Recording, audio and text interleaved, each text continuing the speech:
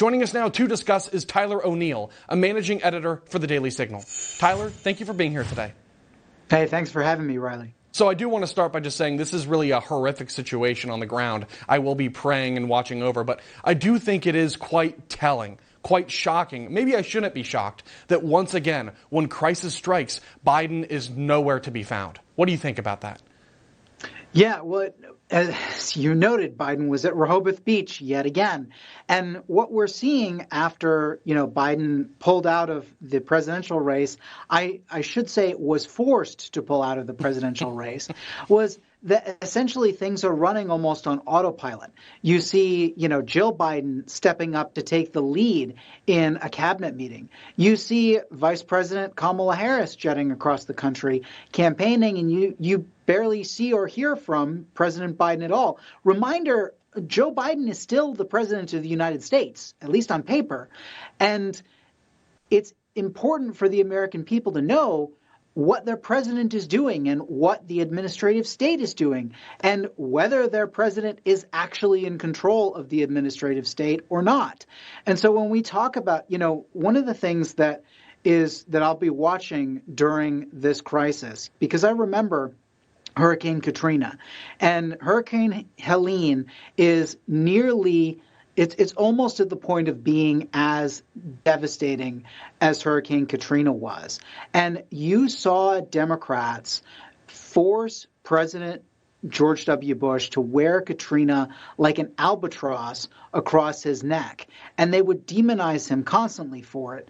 And yet I hope that FEMA handles the situation well. I hope that we don't have to have, a political discussion about this. But at the same time, I'm going to be watching to see if the chattering class gives President Biden and Vice President Harris a pass on the same sort of situation that we saw in Katrina. Yeah, that's a very interesting comparison to make. And I do think it's fair since people, that they're attacking Trump for talking about it and for mentioning the fact that Biden was on vacation. And look, maybe it was just a harmless mistake. Maybe it's a 1 in a billion event. I mean, things happen, okay? But the real headline, which I think is fair here, is that time and time again, when the American people are faced with calamity or disaster or some kind of hardship, the administration's focus is just on something else. Because while Biden was on vacation, where was Kamala Harris? She was campaigning and fundraising out west. So it's like, even if it's not just about Biden, let's look to his running mate, who now wants to be commander-in-chief of this country. Where is she to be found? We can't even bother her with this kind of thing. And it just makes you think, maybe the American people just aren't a priority for the Democrat Party, for Kamala Harris, for Joe Biden. And if so, then why would anyone in their right mind want to vote for Kamala Harris in November? So look, I don't want to politicize it myself, but I do think there is a fair point to be made here at the same time about the fact that the people in this ruling class, in this administration, time and time again, have demonstrated a reckless pattern of not coming to our aid when we need them the most. And so I do wonder if this is going to have people maybe rethinking who they want to vote for in November. What do you think about that? Well, former President Trump is headed to Georgia to, as he said, his campaign will help distribute supplies, and he's going to speak there. And I think his presence there will speak to the people who are suffering in this horrible tragedy. Meanwhile, Vice President Kamala Harris has decided that she's going to cut her stint in Nevada short. But where is she going? She's going to Washington, D.C., where she's going to be briefed by FEMA on the crisis response there. It's interesting that she's not going to one of the states that's hit by this disaster. She's instead going to the nation's capital, where she can meet with the administrative state. And, I think this speaks volumes about where her priorities are. And she, and to be fair, her campaign said that she's not going to go on the ground to where these communities are struggling because they're afraid that they're going to get in the way of the delivery of aid. Now, of course, the Trump campaign says that they're going to go down and help deliver aid themselves, which Trump has done many times. And so what we're seeing here is a contrast between someone who thinks that Washington, D.C., and where the bureaucracy is handling these things is the number one place to go, or someone who thinks that the number one place to go is where the American people are struggling. And I think that's a very interesting difference. And I think it speaks to the way that this current administration handles policy in general. They seem to focus on the administrative state, the bureaucracy, and empowering them. And that may or may not always be the way to help the American people achieve what we want to achieve.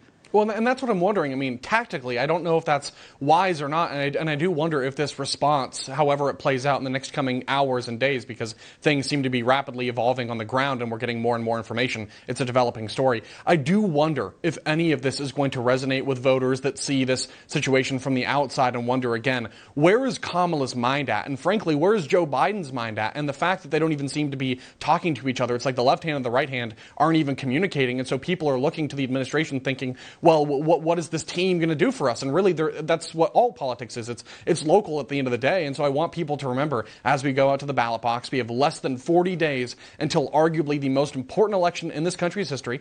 I just want people to be thinking and to remember these moments. It's the little things like this. I mean, this isn't little, it's a catastrophe, but lots of moments like this that build up over the course of the last 4 years, because we saw the same thing with the Maui wildfires. We saw the same thing in East Palestine, Ohio. At this point, you have a pattern of recklessness from Kamala Harris and Joe Biden. And so it really does beg the question here, is Kamala Harris even really fit for the job that she says she's fit for? Because all of the same people who are saying she's a great candidate right now also were saying that Joe Biden's totally fit for the job up until about a month ago. So what do you think? Does this change things for the voters in November?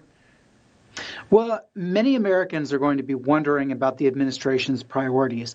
And, I don't want to be flippant about this, but it really seems as though if we had been seeing this hurricane and this level of flooding in Kyiv instead of in Asheville, North Carolina, the aid would already be there on the ground in Ukraine.